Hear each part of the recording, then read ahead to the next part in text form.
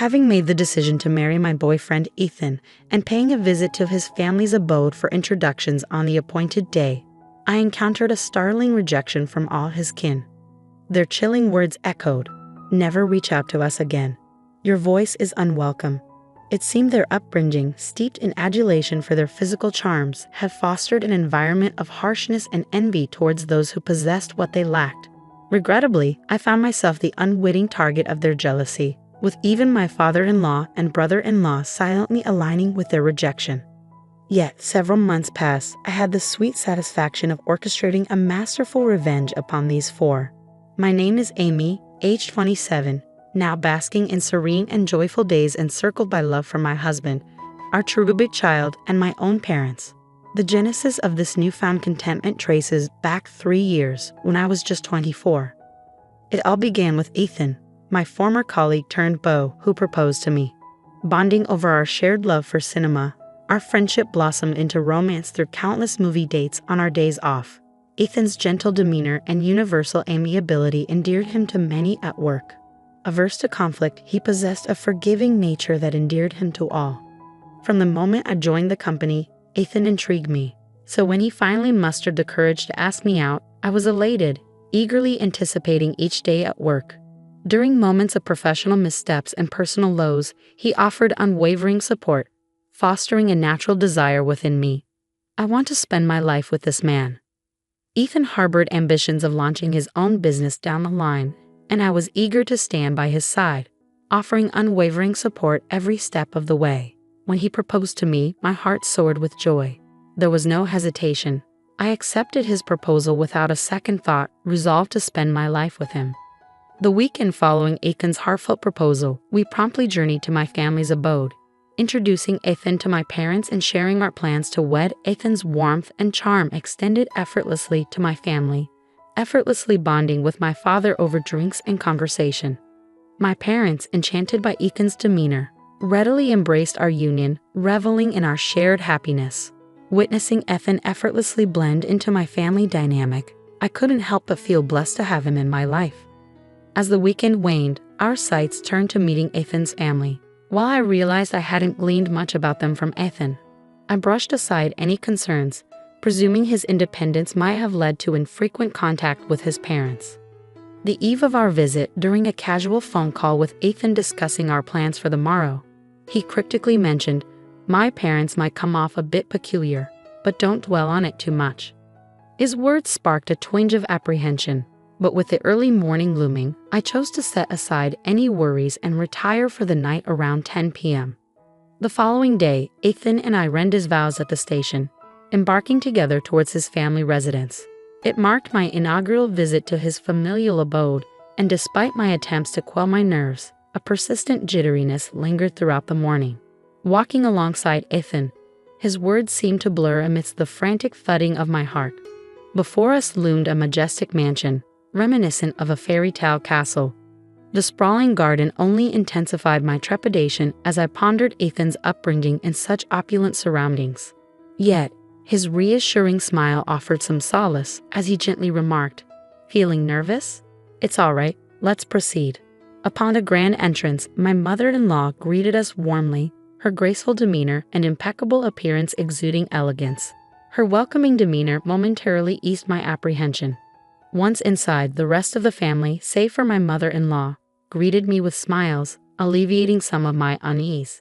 Finding myself warmly embraced, I settled onto the sofa, engaging in pleasant conversation over dinner before proudly announcing our engagement to all present. Ethan's family beamed with delight, particularly my mother-in-law and sister-in-law, who expressed their excitement at welcoming me into the family with endearing words. "We're thrilled to have such a charming addition to our family." Their warm reception touched me deeply, fostering a sense of belonging. As the pleasant conversation flowed, I learned more about Ethan's family. His father managed a successful company specializing in package tours, while his brother, an executive director within the same company, harbored aspirations of eventually assuming its leadership. Meanwhile, my mother-in-law and sister-in-law gracefully balanced their roles as homemakers, enriching their lives with pursuits like dance classes and flower arrangement lessons. My sister-in-law, radiating confidence with her impeccable appearance, left a lasting impression. Meanwhile, my father-in-law's kindness and affable demeanor put me at ease, his engaging conversation effortlessly quelling any nerves. I found solace in his amiable presence, genuinely grateful for his warmth. However, the harmonious atmosphere was briefly disrupted by a question from my father-in-law, inquiring about my employment status at the same company as Ethan. I clarified that I held a permanent position, having joined as a regular employee following my graduation from Harvard University. His pride in my accomplishments was palpable, his admiration evident as he praised my achievements. The ensuing praise from both my father-in-law and Ethan left me feeling slightly embarrassed yet profoundly touched by their words of admiration and support. In reality, my journey led me to a prestigious university in the United States, where I dedicated myself to studies even at the expense of sleep during my high school years. My parents, despite limited means, toiled relentlessly to afford my college education. Fueled by a deep-seated determination to secure a promising career and ultimately repay my parents' sacrifices, I poured my heart into every endeavor. Engrossed in lively conversation with others, I couldn't help but notice the sudden silence from my mother-in-law and sister-in-law. A pang of apprehension gripped me, prompting a frantic search for a change of topic. Observing a striking arrangement of flowers adorning the table, I ventured a compliment only to be met with a sharp retort from my mother-in-law, questioning the sincerity of my interest in housewives' pastimes, given my professional stature. Bewildered by her abrupt shift in demeanor, I struggled to comprehend the underlying hostility. Echoing her sentiments, my sister-in-law insinuated that my academic background might lead me to dismiss their pursuits as trivial. I never intended such implications, yet found myself at a loss for words, choking back tears of frustration. Ethan swiftly intervened, rebuking their baseless assumptions and defending my character. Though his words offered solace, I remained mute, unable to muster a response, my gaze fixed downward. Surveying the room, I noted my father-in-law, inebriated and slumbering on the sofa since noon, alongside my disinterested brother-in-law, idly scrolling through his phone. Sensing the palpable tension, Ethan tactfully suggested bringing the gathering to a close, offering a much-needed reprieve from the stifling atmosphere. As we made our way back to the station, Ethan offered his apologies, explaining, "I'm sorry about today. My mom and sister have quite the pride. They're particularly touchy about their high school education." Later, Ethan revealed that his mother-in-law had worked at a flower shop straight out of high school, where his father-in-law had become enamored with her at first sight. A captivating beauty, she drew numerous customers to the shop daily. Through persistent pursuit, his father-in-law won her affections, and they eventually married, with him still seemingly wrapped around her finger to this day. Similarly, his sister-in-law, a striking woman, had reconnected with Ethan's brother-in-law at a high school reunion in their early 20s. Enchanted by her transformation, he pursued her relentlessly until they became a couple. Like his father-in-law, Ethan's brother-in-law appeared to acquiesce to his wife's wishes without question. Despite my advanced education, I struggled to comprehend their insecurities. They were both beautiful women with devoted husbands who adored and protected them. Yet, I couldn't shake off a lingering sense of unease, questioning whether marriage would truly be as harmonious as I had envisioned. Nonetheless, with the family's blessings secured, we forged ahead with wedding plans, hoping that open communication would bridge any divides. "Rest assured, Amy, I'll always stand by your side," Ethan reassured me, instilling a sense of optimism within me. After months of meticulous planning, the day before our wedding arrived, only to be disrupted by an unexpected phone call from Ethan's mother. As Ethan's voice rose in disbelief, I listened in shock to his revelation that his parents had suddenly decided not to attend the wedding due to a forgotten trip they had booked for the same day. Stunned and bewildered by this unforeseen turn of events, we attempted to reach them for an explanation to no avail, met only by the incessant ringing of unanswered calls. Perplexed by the abrupt turn of events, we hastened to Ethan's parents' house, only to find it dark and deserted, indicating their absence. I voiced my concerns to Ethan, recalling the tense atmosphere during my previous visit, questioning if I had inadvertently offended his mother and sister. Ethan attributed their demeanor to their prideful nature, acknowledging that highly intelligent individuals often bore stubborn tendencies, but he remained uncertain of any specific grievances they held. Puzzled by his father's absence as well, Ethan explained that both his father and brother-in-law were inclined to defer to their wives, likely aligning with them to avoid discord.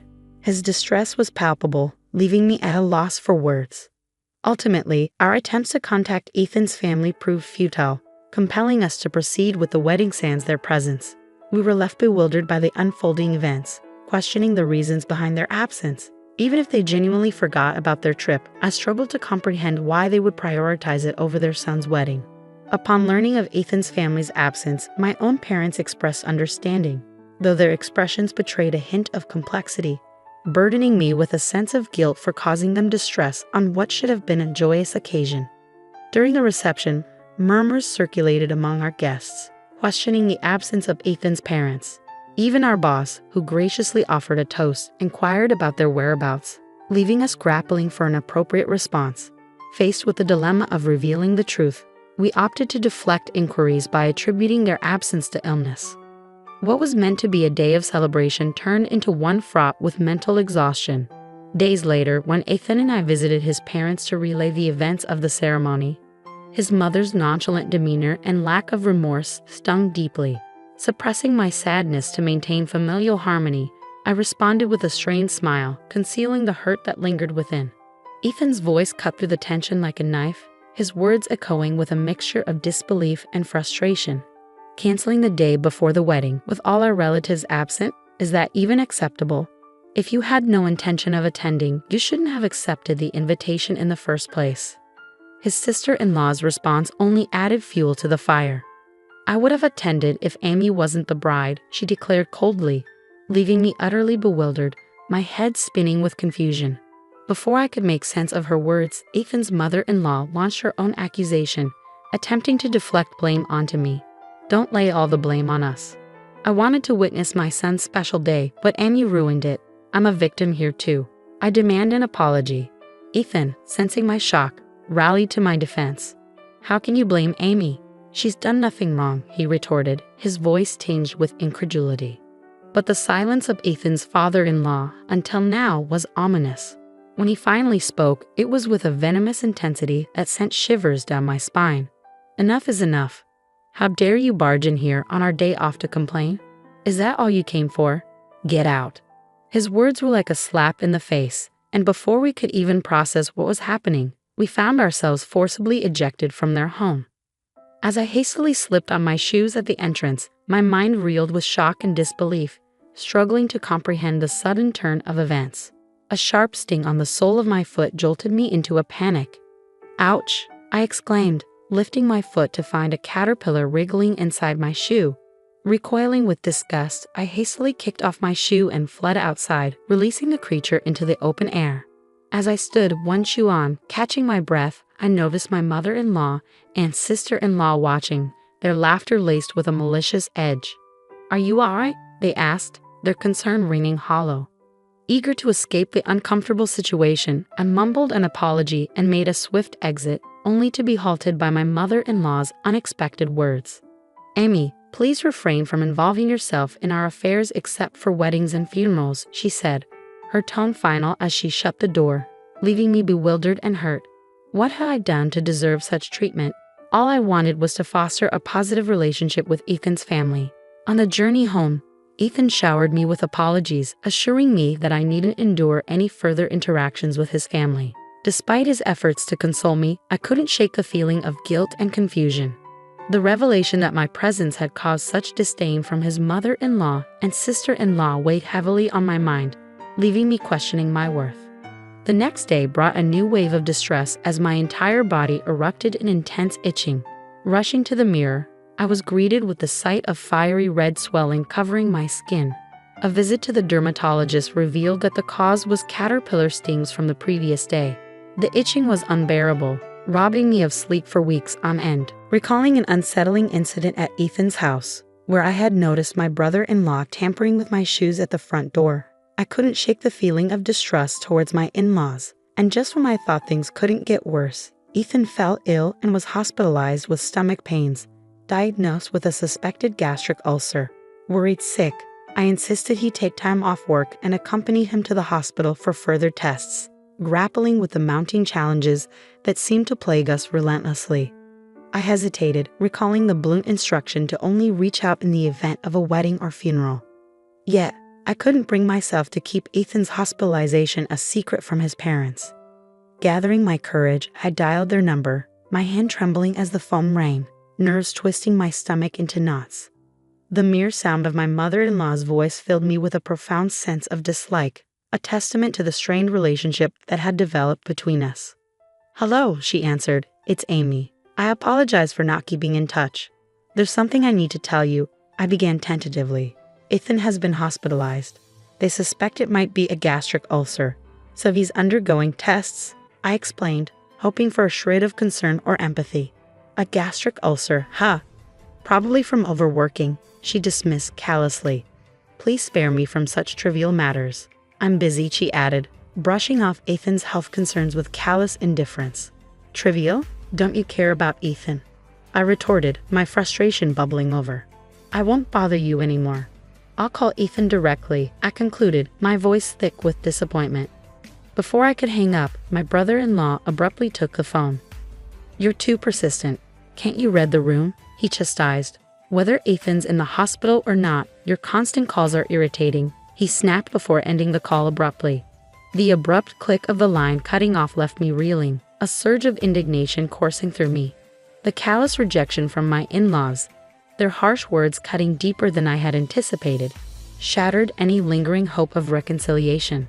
In that moment, I made a solemn vow to myself. If they don't want me to contact them, fine. I want nothing to do with that family anymore. I'll never reach out to them again, no matter the circumstances. Following Ethan's recovery, which proved to be a mild gastric ulcer, he diligently adhered to medication, experiencing a notable improvement in his health. I recounted the entire ordeal to Ethan, who met my explanation with unwavering determination. "Let's distance ourselves from my family," he declared firmly. "The only person who matters to me now is you, Amy. If they can't accept you, then they're not family to me, regardless of blood ties." A year later, Ethan took the leap to pursue his long-standing aspiration of establishing a software sales business, leveraging his prior job experience. His relentless dedication paid off as he tirelessly worked towards realizing his dream. While our venture was still in its nascent stage, witnessing even a fraction of Ethan's vision materialize filled me with profound joy. Our happiness only multiplied with the arrival of our healthy baby boy a year into Ethan's entrepreneurial journey. My parents shared in our elation, frequently visiting us despite the lengthy journey from their home to ours. We opted not to inform Ethan's parents of our son's birth, certain that their indifference would remain unchanged. Their silence following our earlier confrontation offered a sense of relief, freeing us from the burdensome ties of a strained relationship. Several months later, as the global pandemic of the new coronavirus swept across the world, our country declared a state of emergency, urging citizens to stay indoors. News broadcasts were inundated with discussions of the pandemic's impact, particularly on industries such as restaurants and tourism. My heart ached for those affected, though I couldn't help but wonder about Ethan's father's package tour company. Yet it was a passing thought, and any satisfaction I derived from imagining its plight was fleeting. Despite the challenging circumstances, Ethan's business flourished. While the initial phase of our entrepreneurial journey saw some financial instability, recent months had brought a surge in income, surpassing even Ethan's earnings as an employee. Our future looked promising, a testament to our resilience in the face of adversity. During this period, Ethan began receiving numerous calls from his parents' home. Despite the persistent attempts at communication, Ethan appeared determined to avoid any interaction, intentionally ignoring the calls and disregarding voicemails left behind. I often reassured him, "You don't need to worry about me. It's all right to reach out to them." While I held a deep-seated disdain for his family, I couldn't shake the guilt of causing Ethan to sever ties with his own parents. Yet Ethan remained resolute in his stance, affirming, "Amy is my top priority, not my parents. If they can't accept you, regardless of their parental status, I can't hold them in high regard." I felt a mix of remorse and admiration for Ethan's unwavering loyalty. Despite Ethan's steadfast avoidance, the persistence of his parents was relentless. Daily calls went unanswered, and then one day, a letter arrived from his family home, bearing a startling message. Our business is teetering on the edge of bankruptcy and urgent financial discussions are necessary, it read. Their audacity was staggering, considering the estranged relationship they had imposed. We refused to entertain their demands, opting instead to let them face the consequences of their actions. Let them face the repercussions of their decisions, I remarked. Soon enough, my own phone began to ring incessantly. Occupied with work, I couldn't attend the calls, but a voicemail left a clear indication of Ethan's continued avoidance. It seemed they had resorted to contacting me despite my explicit instructions to the contrary. Reluctantly, I listened to the message left on my voicemail, which simply stated, "Is this Amy's number? If Ethan persists in his silence, I'll visit in person. Let him know." 2 days following the voicemail, Ethan and I found ourselves enjoying a rare day off together at home. Just as we settled in after lunch, the doorbell chimed, signaling an unexpected visitor. Peering through the monitor, I was met with the sight of my 4 in-laws standing at the doorstep. Surprised, I looked at Ethan, who let out a weary sigh. "We could just ignore them. They'll eventually give up," he suggested. However, I couldn't shake the sense of pity. "They've come all this way. It wouldn't hurt to let them in," I countered. After a brief moment of contemplation, Ethan relented, unlocking the door to face whatever awaited us on the other side. Pitiful. Never would I entertain such thoughts about our cunning in-laws. I resolved silently, deliberately withholding the voicemail's revelation from Ethan. Everything was orchestrated to draw them into our home. My faint surprise at their arrival was a well-rehearsed act. I knew their persistence would eventually lead them to our doorstep. There was a method to my apparent madness. The true retaliation had yet to unfold, and it was time for a showdown. As the entire in-law clan stood at our front door, marching in without restraint upon entry, I couldn't help but express my exasperation. "Is it really that difficult to just open a door? It's simply uncouth," I remarked with thinly veiled frustration. Observing our son engrossed in play with his toys on the floor, Ethan's mother couldn't resist a remark. "Whose child is this?" she inquired. "He's our son," I replied matter-of-factly. "Ah, I recall now. Since you insisted we cease contact, I saw no need to inform you of his arrival." "Clearly, your interest is lacking," she retorted dismissively. Her contemptuous gaze met mine, and she muttered disparagingly under her breath. I found myself relishing the moment and turned to address Ethan's father. "What brings you here today?" A courtesy call would have been appreciated, I stated, my tone tinged with sarcasm. Ethan's father bristled at my remark. "Didn't you receive the letter?" He retorted sharply. "You mean the one that arrived 2 days ago?" I countered, noting the frustration in his tone. "If you had bothered to read it, you'd know we required urgent communication," he snapped back, his anger palpable. Swiftly, I retorted, "You made it clear you wanted nothing to do with us anymore, so I assumed contacting you was unnecessary." Suppressing a grin as I faced the stern quartet, I noticed Ethan, my husband, remaining silent, allowing me to speak my mind freely. It was characteristic of him to gauge the situation adeptly. It seemed unfathomable that he was raised by parents lacking such basic sensibilities. Abruptly, my father-in-law's demeanor shifted, transitioning to a pleading tone. "Please apologize for the past. The ongoing COVID situation has devastated our travel business. With cancellations piling up and no new bookings in sight, we're facing ruin. Can't you assist me with some financial aid?" In response, I maintained, "While I empathize with your predicament, I cannot readily aid someone who previously disavowed any connection with me. However, genuine displays of sincerity might sway my decision." Outraged, my father-in-law attempted intimidation, his expression contorted in fury. Unfazed, I resolved to handle the situation on my terms. "You're free to leave if you don't agree," I declared calmly. As my father-in-law persisted in pleading, beseeching me for assistance, I remained resolute. Eventually, he implored the others to apologize, leading to a collective plea from the entire group. In response, I politely declined their appeals, maintaining my composure. Enraged, my father-in-law slammed his hand on the table, his anger palpable as he grabbed my collar, accusing me of arrogance amid his attempts at reconciliation.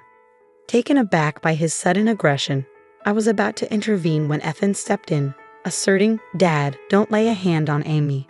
My father-in-law retorted, "You're choosing your wife over your parents' plea." Ethan remained firm, stating, "Amy is my priority.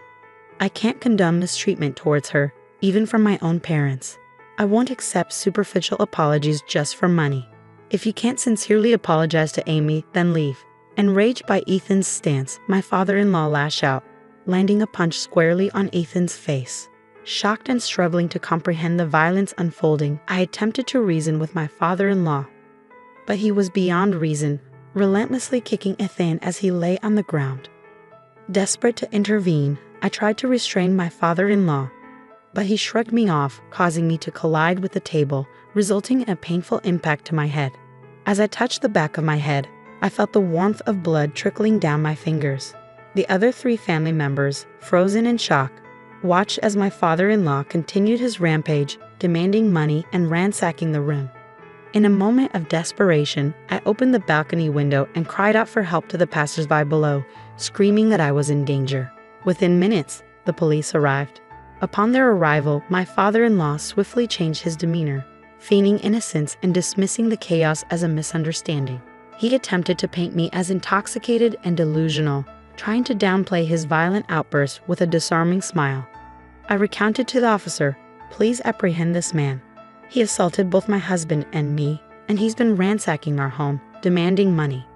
In response, my father-in-law vehemently denied the accusations and, with a burst of anger, punched a hole in the wall.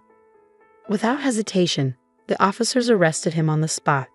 Subsequently, the other 3 family members were also taken in for questioning. It became apparent that my father-in-law would spend some time in jail. Thankfully, Ethan only sustained a minor injury, a cut and bruise on his cheek that healed quickly.